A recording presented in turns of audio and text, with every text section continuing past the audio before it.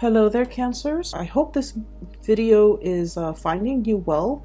I apologize for the delay with this reading. I was traveling the past few days and I got really sick with the flu. I caught it on the plane, so I was really under the weather and there was no way I could get this video done for you guys on time, so I apologize. I wanted to, feel well before I can start the videos rather than shortchange you and do a video that might not be when I'm not feeling at my best, okay? So I apologize. Without further ado, let's go into this reading here.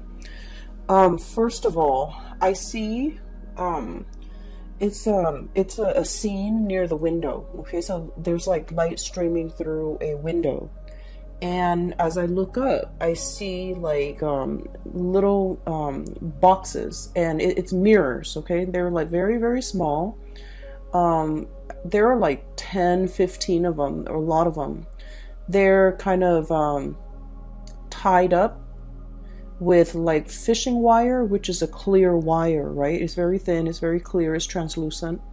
And they're hung from the window. So these frames with mirrors on them, they're kind of spinning, okay? And the light is streaming through them and hitting them, and it's bouncing off the light. So I see a lot of just reflections, a lot of reflections, a lot of mirroring energies, and a lot of just, bouncing back and forth, like deflecting, bouncing, as well as, the mirror spinning. So it's just, that's what the message I was getting is, there's a lot of reflection, there's a lot of contemplation, there's a lot of mirroring energy. And as most of you are aware, anytime we are dealing with another person, the communication, the interaction, it's a two-way street. And so if we're approaching somebody and they seem very standoffish, they seem really just, they seem as if they don't want to interact with us, we're going to get defensive, we're going to recoil, and we're going to kind of like mirror that energy back to them, right? And because you guys are a water sign, you guys are deeply, very sensitive. You're very sensitive. You also pick up nonverbal cues really well, okay? Water signs are so adept at that. And so you sense people's energies, you sense people's attitudes, their tone, the words they use, everything comes out as if you're able to read their true intention. And so I feel like there is a significant relationship in your life, and this is somebody that you're dealing with, interacting with on a regular basis, and you have a strong emotional connection with. And I feel like the way in which the two of you are dealing with each other, I see almost like this dance with the mirrors, okay? I'll reflect back whatever I'm getting back. So it's like you're not approaching each other with your true, authentic self. You're mirroring exactly whatever they give you, and they likewise. They're mirroring whatever you give them. I feel that you're not able to show your true colors or your true intentions because you're deeply sensitive. You don't want to get hurt. You don't want to feel rejected. You don't want to say something and have the other person shoot down your ideas, shoot down your plans because, you're sensitive. But I feel that the person that you're dealing with, kind of like that sun streaming through the window, it's vibrant, it's fiery, it's passionate. And this is somebody who's very verbose, who's very opinionated, who's very like, in a normal interaction, they are very authentic. They have strong opinions, they have strong ideas, they have plans, and they're able to verbalize all of these. But when they're interacting with you, because they see you very skittish, very, I want to say slow to act, slow to move, they feel rejected because this person has a lot of pride, okay? So I feel like two people coming together, and one person, you, deeply sensitive, and the other person has a lot of pride. And both parties are very afraid about getting hurt. because, you know, one person is like saving face and the other person is just like emotionally, I don't want to get hurt. And so we have a little bit of a stalemate here where there's lack of communication, meaningful communication, where there's a lack of being able to come together, being able to talk about things, being able to reconcile, being able to resolve issues, resolve problems, because both of you have your walls up and both of you have your own hang-ups and your own blockages that's disallowing the two of you to come together. So lots of mirroring energy. One person might say, you know, like, hey, do you want to go out on Friday? And then I feel like they might say that to you. And then you kind of hesitate. You're thinking, you know, you're pausing and you're thinking like, what do I have to do Friday night? Is there anything important? But because you take that step back and because you hesitate without telling them, give me just 1 second, let me think about, you know, what I have to do on Friday night. Because you're not able to tell them that, they see you hesitate, they see you taking a step back, and they mistakenly think that, oh, this person, you know, the Cancer, doesn't want to go out with me, doesn't want to see me, is not interested.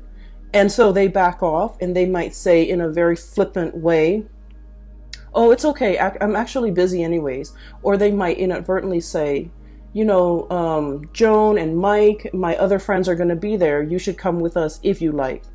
And then they dash off because their pride has been hurt because they feel rejected. So I just feel like there's so much miscommunication.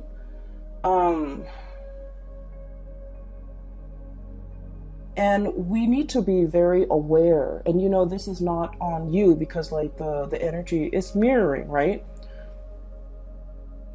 I don't feel this is entirely on you, but I just feel that there is a strong need to communicate, okay? A very strong need to communicate. Look at this roar. This is the Five of Wands, fighting, arguing, not being able to agree on things. But look at this roar. This is really powerful. This is somebody who's very, very pissed off. This is somebody who has so much to say, and yet when you look at this card, you feel the frustration, right? You feel the anger. You feel the need to communicate, and yet we're looking at it and we don't hear any noise, right? So this is what I mean. I just feel like there's so much that needs to be hashed out. There's so much that needs to be said. And look at this. One person is screaming and the other person is recoiling. The other one is conflict avoidant. The other one is like, you're being uncouth. You're being too melodramatic. You're being so like one person has so much they want to say and the other person, I feel, is being dismissive.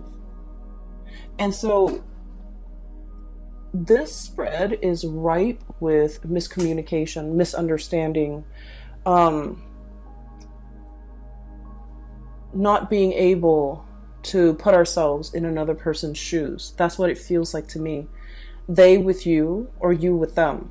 And whenever I see that happen, whenever I see a situation or the energies that where one person is not able to understand where the other person is coming from, and one person is, you know, accusatory, like, oh, that person's so melodramatic, that person is such a drama queen, that person like blows things out of proportion, that person is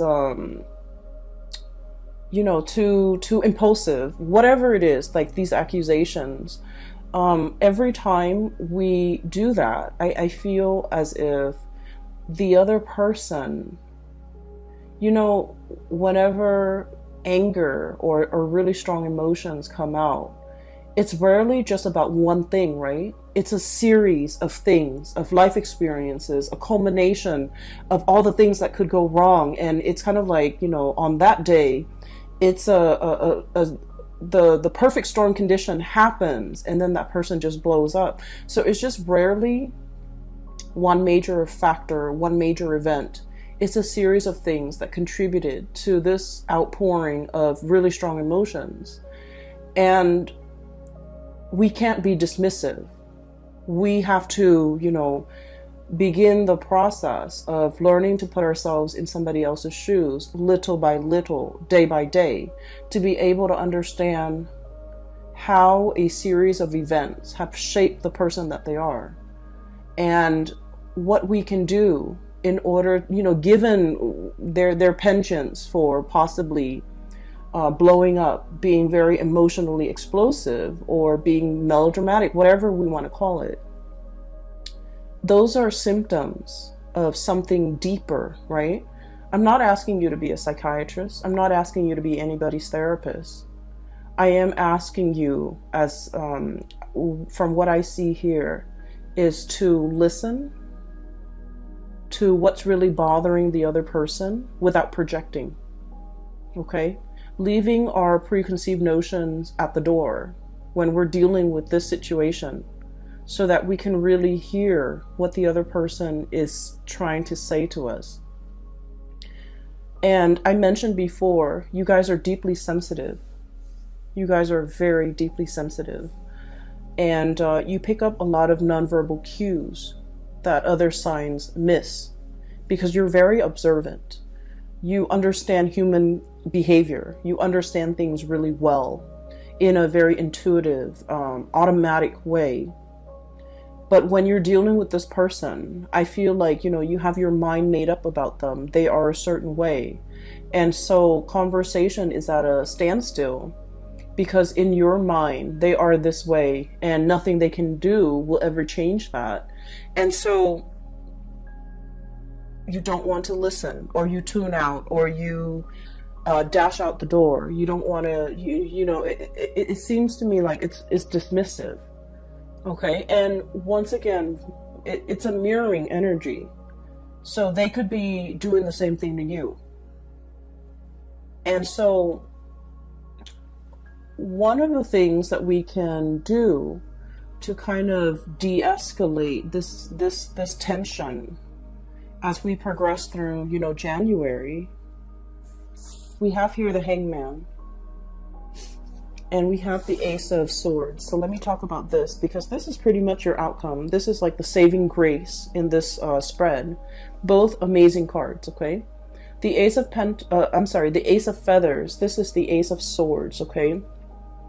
Understanding. And this is not about understanding how something works, understanding how events transpired, understanding what happened. It's requiring you to look at things from a different perspective with the Hangman. Okay, looking at life upside down. So, one of the things that I was taught about my job, which my main job, was a lot of the times we are very quick, when someone gives us a piece of information, we're very quick about tearing it apart, dissecting it, and proving it wrong, right?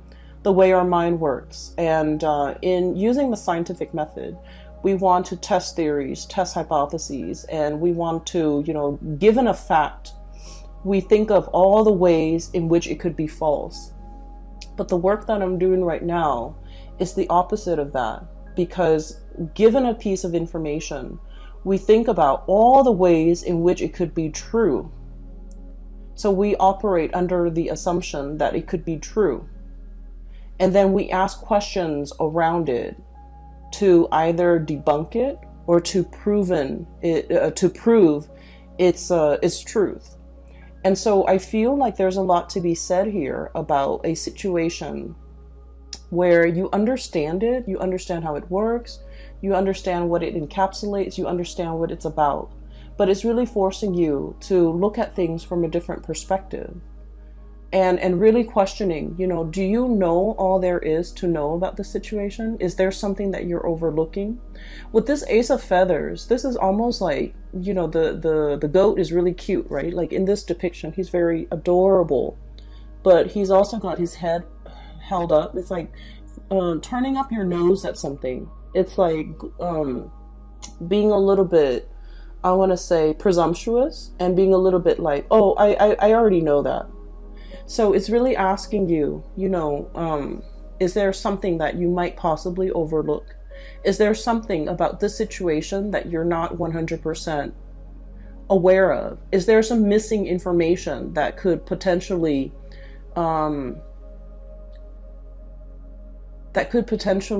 dissuade you from a specific course of action or a specific opinion? Is there some major piece of information that could turn this situation around? Because I feel like at the very last moment, there's going to be something coming into the picture that will turn the situation around. A last piece of information, a last ditch attempt, because I feel like somebody is trying to communicate with you. And then I also feel you could also be dealing with somebody who you're trying to communicate with, and they're like, I already know everything. So they could appear very haughty, very like a know-it-all, or very much like very fixed in their opinions. They've got their minds made up and nothing can persuade them otherwise. And I feel like at the very last minute, it's like a very last ditch attempt to turn a situation around. Okay? It brings about clarity. It slashes through all these assumptions and presumptions we have about the situation or the person. And then I also feel like it's going to throw a wrench in the works, because it's taking into account a factor, a piece of information that you have not thought about prior.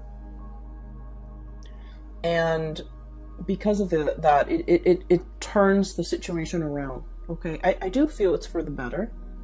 I don't feel that you have to worry about that. There is another message or another image there was another image that came through when I was shuffling. So let me talk about it really fast, because I feel like it's echoing the same theme, but maybe it might apply for some of you. I see this baby. He's a little boy. He's a toddler, like really young toddler. So, you know, he's at an age where he can crawl around and can make noises and stuff, right? So like probably around 2 or 3. He's sitting on a couch, and it zooms into him sitting on a couch, and he's so adorable. And I'm kind of seeing his profile. He's looking this way, okay? He's on the couch, and mom and dad are kind of walking past him, walking back and forth, possibly packing, maybe moving, renovating the house. Either way, they're very busy. They're walking back and forth. And he's looking at all this activity around the house. He's looking at mom and dad pacing back and forth. And he's confused. You know, he's just like, why does it feel so tense in here? Why does it feel so busy? Why do they both seem so worried? So keep in mind, his whole world revolves around his mom and dad, okay? So babies are designed in such a way that, you know, they recognize their caretakers. They recognize the person that will feed them, the person that will tuck them into bed, the person that will protect them from harm. So, you know, it's an evolutionary development where in utero, they recognize their mother's voice, their father's voice, if the father's in the picture. And they recognize, you know, for sheer survival instincts, they recognize faces of the people that will take care of them. And so he's looking at the faces of his parents, and I don't see their faces. I just see them kind of like walking back and forth near him, and they seem worried, they seem distressed, and he's just like, he feels anxious, but he's a baby, he doesn't know why. And then he's kind of scared a little bit. He feels uncomfortable, he feels scared, so he reaches his arms up. And when babies do that, it means they want comfort. They want to be held. They want to be close to you. They want to either soothe themselves or even sometimes soothe you. And mom and dad is just walking back and forth. They're too busy and wrapped up in their own things, and they don't notice that he's crying for attention. So he does that, and then he gets ignored, and then he, you know, starts making noise with his mouth, and he gets ignored, and then he starts crying. But I don't hear any noise. I don't hear any sound. I don't hear the sound of the child crying. I just saw this scene where there's a situation that where somebody is like reaching out, trying to contact, trying to communicate, they might not have the vocabulary in which to communicate with you. And so the scene cuts out. So I feel as if it's asking you, you know, is there somebody in your life that you're not giving enough attention to? And, you know, God forbid, I don't think it's like a toddler, but I feel like it's somebody who is not able to communicate, who might not have the vocabulary, who might not have the linguistic skills, who might not be mentally aware of their needs and their wants. They just know that they feel uncomfortable. They just know that they want to break the silence. They just want attention. They just want you to focus on them. And you're very busy going about your day. And this is where I feel like, you know, you feel like the other person might be a little bit melodramatic, but I feel like you're dealing with someone who's very deeply intuitive and very deeply sensitive as well. The way in which they project it is they're very proud. Okay, so when they want something and it's shut down, then they recoil and they never ask again. Okay, so that's what I'm sensing. I feel for many of you, there's a situation here. It's like a love relationship. It could be family as well, but I feel more so love relationship with a significant other, where one person might want to be, you know, intimate, and the other person's very busy. And then the person that wants to be intimate asks, like, hey, you know, let's spend the night together. And the other person's like, I'm busy. So just imagine if someone is like coming to you with their all, with their hearts on their sleeves, wanting to have, you know, like making themselves very vulnerable, wanting to be intimate with you in like a very vulnerable way, emotionally, physically, and just giving you their full being, and you're telling them, oh, I'm busy. And you don't follow up with more explanations. You don't follow up with like a hug. You don't follow up with like a promise. Oh, we'll do this next time, you know? It's very hurtful. So I feel like somebody might be dealing with this, and then it happens time and time again. And it's hurtful. And you know, you become callous. You stop asking. You stop wanting to be intimate. You become resentful. You start wanting to get back at the other person. You start wanting to do things and say things and behave in a way so that the other person knows and sees and understands that, oh, I don't need you. Because that's what I'm feeling here. We have here the Four of Wands. This is a family situation, but what I'm seeing here is this is turning away. And then I have here the Empress. Very bashful. You know, bunnies are very skittish, okay? They're very shy innately and very warm and cuddly, but in this situation, it's like you come at somebody with your all, and without an explanation, it feels like somebody's rejecting another person.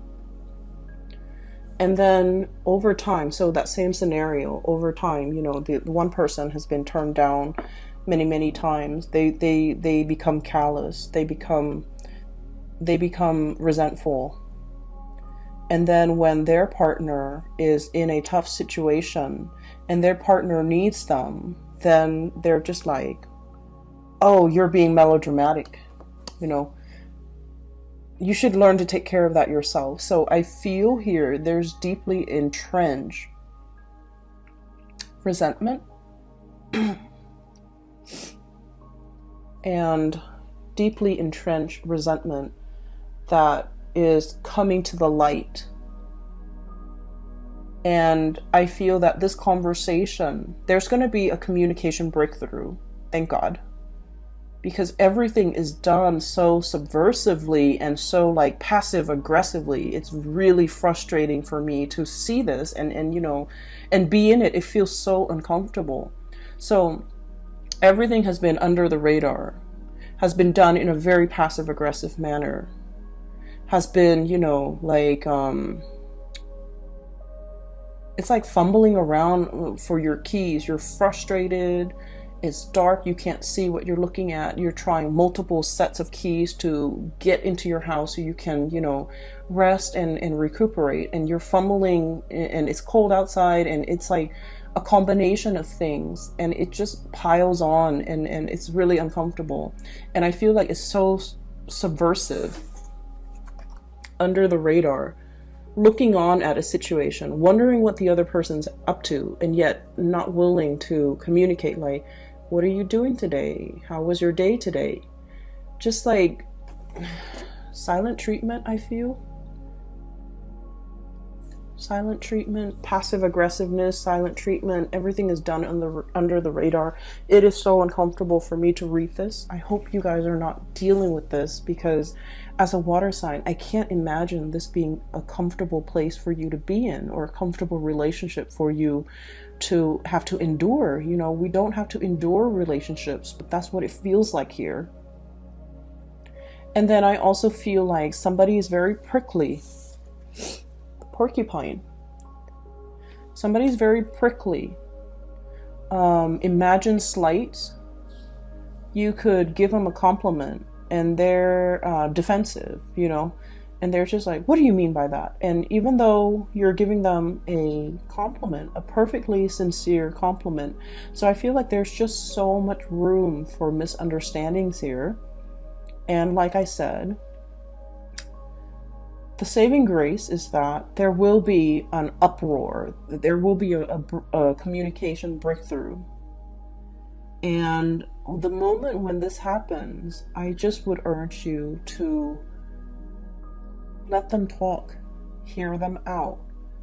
Let the stream of consciousness pour out, because you're dealing with a situation where it's not just about one thing that you know created the misunderstanding. It's a series of things, layers upon layers of BS, you know, evasiveness, resentment, missed opportunities, just like layers and layers of it piled on. And they need to get that off their chest. They need to unload, and they want you to understand it's not just one thing, Cancers.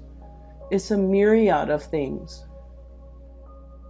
And I just feel like you're dealing with someone who is not sophisticated with the way in which they express themselves. Okay? So let's just say, and let me explain what that means. I don't want cross-watchers to get offended, but this is what I want to say, especially if you're a cross-watcher and you're a fire sign. Lack of sophistication when it comes to communication. And this has nothing to do with the way in which you communicate, but it has something to do with the way in which you communicate with your Cancerian person. Does that make sense? So this is not about, you know, you being a bad communicator. This is just you communicating in a way so that the Cancer person can understand. So let's just I'll give you an example. I'll use Cancer and Sagittarius because that's a really hot duel right now. Okay, so Cancers and Sagittarius, they're walking around. Okay, it's kind of like a cool day, not too hot, not too cold. And the Sagittarius is, you know, Sagittarius is dressed really well, and Sagittarius is expecting for it to get really cold. So Sagittarius wore her winter boots and her winter coat, walking around with Cancers. Cancers, you know, of course, checks the weather and knows that it's not going to be too hot. So Cancers is dressed appropriately, sneakers, a light jacket, and, you know, is feeling really comfortable. And then Sagittarius is walking around, getting a little bit hot, getting a little bit like warm under the collar, and they're realizing that their boots It's not appropriate, and they're realizing that it's hurting their feet, and they're realizing that their wool socks is burning up. And so they're getting frustrated, and everything is just, it seems like because of their own physical discomfort, everything that day just becomes bad. Okay, they could go to like the nicest restaurant, and then Sagittarius is just frustrated and it's like, I don't like the food. I feel hot. I feel tired. My feet are uncomfortable. And so you feel like the Sagittarius person is very melodramatic, and the Sagittarius person doesn't want to ruin the fun, doesn't want to say let's go home, doesn't want to say like, it's like there are so many things. The Sagittarius person might not know what is really bothering them.